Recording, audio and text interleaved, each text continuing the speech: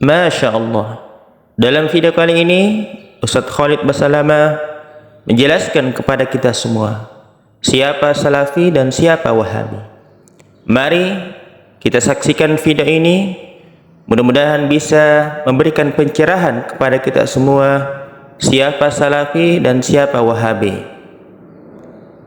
Semoga bisa memberikan inspirasi kebaikan buat kita semua. Selamat menyaksikan. Barakallahu fikum. Kalau masalah salafi itu diambil istilah sebenarnya. Teman-teman kita yang berdakwah sekarang di Indonesia ini berfaham sunnah. Termasuk mungkin pengajian kita ini seringkali dikatakan pengajian salafi, pengajian wahabi. Karena setiap kali dalam pengajian-pengajian ini kita selalu mengatakan salaf ummah. Ada orang-orang terdahulu sebelum kita dari kaum salaf ummah. Salaf ini yang telah mendahului. Itu yang dimaksud sahabat dan tabi'in. Itu yang dimaksud dengan kaum salaf, ya, kaum salaf. Salaful ummah telah berkata seperti ini para sahabat dan tabi'in. Nah, karena sering mengucapkan ada istilah salaf dikatakan kelompok salafi, padahal sebenarnya tidak ada kelompok ini gitu. Ini cuma istilah sebenarnya diistilahkan gitu kan.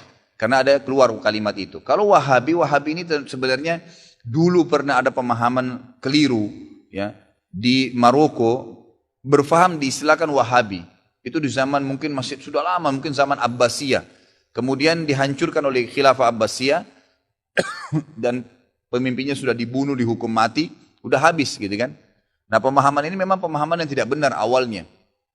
Kemudian setelah pemahaman Syiah banyak diperbaikin, diluruskan di Jazirah Arab, ya, dan orang-orang Sunni banyak mengistilahkan ini Syiah, hati-hatilah. Orang Syiah itu mencaci maki, mengkafirkan para sahabat, kecuali Ali dan beberapa orang sahabat Nabi. Sementara ahli sunnah itu malah menghormati semua sahabat termasuk Ali. Tidak pernah ada ahli sunnah mencaci maki Ali radhiyallahu anhu.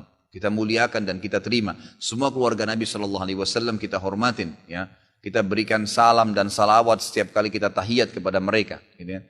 Nah, orang-orang Syiah yang tidak menerima selalu diserang oleh ahli sunnah. Gitu kan. Karena kalau dikatakan sunnah, sunni dan syi'i. Ya, gitu. Sunni itu artinya orang yang mengikuti sunnah. Sebenarnya orang Syiah tidak mau istilah itu melengket pada kita. Nggak mau. Karena kalau difaham pemahaman sunni, berarti orang-orang yang ikuti sunnah Nabi. Syiah berarti yang mengikuti pemahaman Ali. Gitu kan. Seperti itu. Jadi pasti orang lebih cenderung memilih, oh berarti pemahaman sunni dong, ikuti Nabi. Yang ahli sunnah juga menghormati Ali, kok nggak ada masalah. Gitu kan.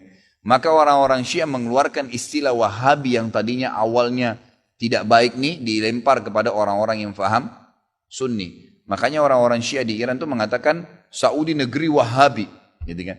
Maksudnya negeri yang menjalankan sunnah. Kalau dia bilang itu negeri pusatnya Sunni, orang-orang akan dukung pasti. Tapi kalau dikatakan negeri itu negeri Wahabi, orang akan berpikir apa nih Wahabi ini?